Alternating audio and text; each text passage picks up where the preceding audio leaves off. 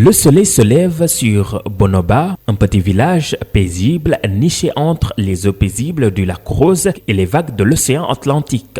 Une localité qui abrite le champ de l'ONG Better World. Ça nous permet de pouvoir accueillir les clients parce que d'habitude on produit et on va vendre directement sur le marché.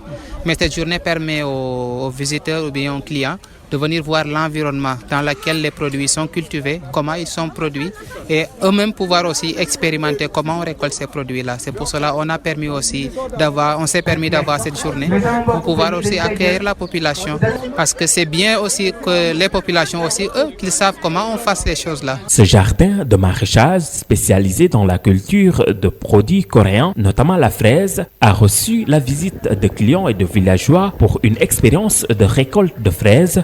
Avant le démarrage de la cueillette, une visite guidée des plantations a été effectuée par Etienne Faye, manager adjoint de l'ONG, pour familiariser les visiteurs au champ de Better World.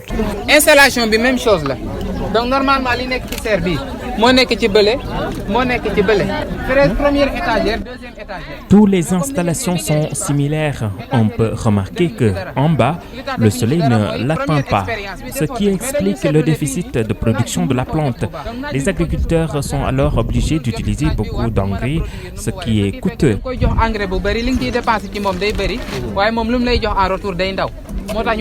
Pour éviter loolu bàyyi ñu éliminer bi fii ko ci kaw day joxe ñu essayer exploiter bi nga xam ne moo nekk ci kaw.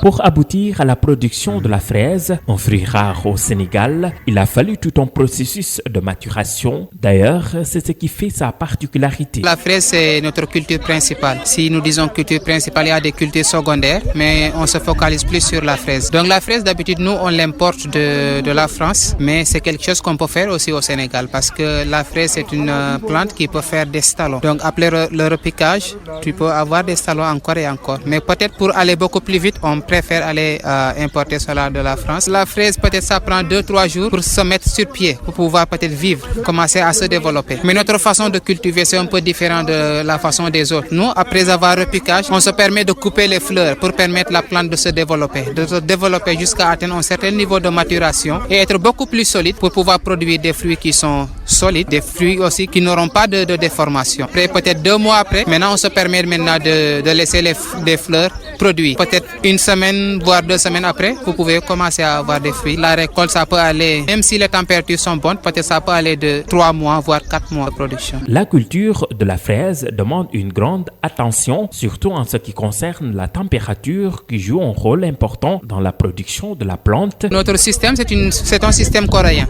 Mais comme vous le savez en Corée, le soleil n'est pas comme ici au Sénégal. Parce que là-bas, peut-être 2 mois, vous pouvez avoir, ou bien 2 jours, je veux dire, du soleil. Mais les autres jours, vous n'aurez pas du soleil. C'est pour cela, peut-être, nous, on a essayé d'adapter cela. On a fait des ombrières, on a fait des ventilos là-dedans. De telle sorte que quand la température est haute, par exemple 35 degrés, voire même 30 degrés, on se permet maintenant à faire descendre de façon automatique l'ombrière pour permettre la température qui est dans la serre peut-être d'un peu abaisser. Par exemple, si c'était à 30 degrés, vous pouvez l'amener jusqu'à 25, voire peut-être 24. Et maintenant, de cela aussi, nous avons installé un système de ventilation. Les ventilos aussi, ça permet peut-être d'adoucir ou bien d'abaisser la température. Quand vous tournez ou bien vous allumez les ventilos, si la température était de 30 degrés, vous pouvez l'avoir jusqu'à peut-être 26, voire 24 degrés. Tout cela, c'est pour permettre à la fraise d'être dans des conditions qui sont un peu humides. Je veux dire, avoir une température qui est baisse pour permettre à la fraise de produire. Parce que la fraise, si la température est haute, il ne cherche pas à produire, il cherche à se développer. Quand la température est baisse, maintenant, là, c'est le temps de se reproduire. Grâce au matériel technique utilisé dans les serres, le système d'arrosage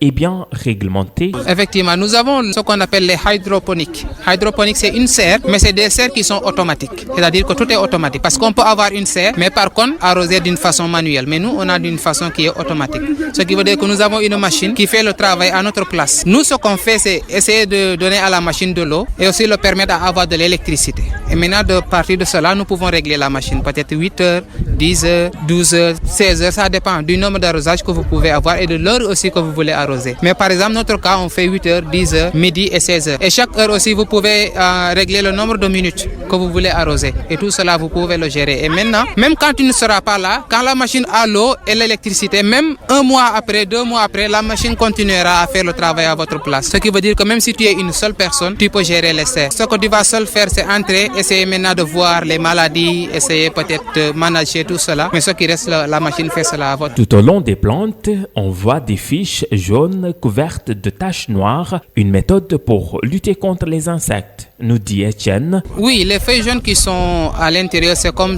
des pièges, on l'appelle des pièges à insectes.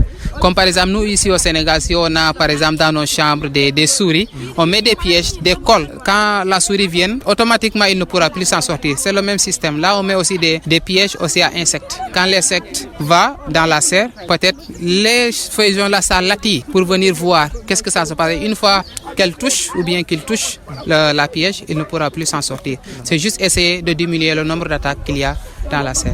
Après la visite guidée, la cueillette des fraises commence. Cette journée d'expérience de récolte a été l'occasion d'exposer les différents produits et leur transformation. fraise de loo xam ne da nga koy witi rek jaay mais bu la neexee mën nga koo transformer dañ koy congeler pour ñi nga xam ne bëgg nañ def ay jus tamit dañ leen koy jaay kilo bi 4000 moo tax ñu jël. La fraise peut être transformée en jus ou congelée.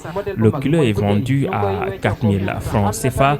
Nous avons des échantillons. La petite bouteille du jus est à 200 francs, le pot à 500 et la bouteille à 1000 francs. Nous récoltons également le navet coréen à 1000 francs le kilo, le concombre coréen à 1500 francs le kilo, le melon coréen à 1000 francs l'unité et les tomates cerises à 2000 francs.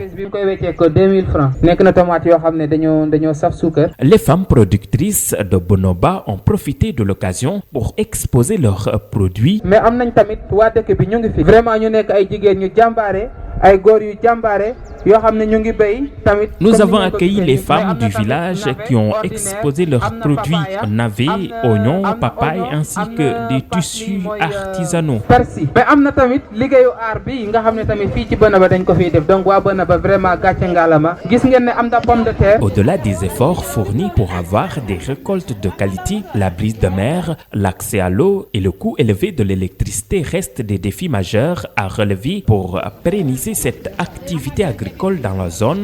gis nga ne ñun fi ñu nekk dañoo xaw a jege géej gi mais géej gi dafa am brise boo xam ne moo fay jógee donc mooy xawmaak loo weñ yi donc mën nga def système bi mais weñ yi peut-être bu amee benn at ñaari at nga gis ñu commencé dem loolu moom. La brise de mer endommage les installations, genre les fers et puis l'eau c'est vraiment cher et je parle même pas du prix de l'électricité. li ngay consommer ci énergie moom dina bëri mais ndox bi tamit yooyu yëpp vraiment nekk na loo xam ne daf ñuy xaw a gàllankoor de telle sorte que li nga ciy dugal li nga ciy frais dafa bëri donc pour nga génnewaat ko boo béyee moom dafay nekk loo xam ne dafay xaw a jafe. Les volontaires venus de tous les coins de la zone ont été accueillis par ces producteurs de fraises de Bonoba. Au cours de cette journée, les visiteurs ont découvert les secrets de la récolte de ces délicieuses baies rouges.